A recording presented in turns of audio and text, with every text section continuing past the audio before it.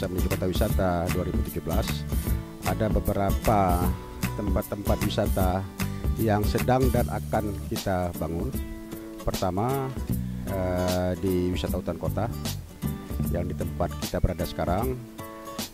Ini ada beberapa fasilitas yang telah dibangun, termasuk gazebo, kandang-kandang binatang, kemudian jembatan dan sebagainya.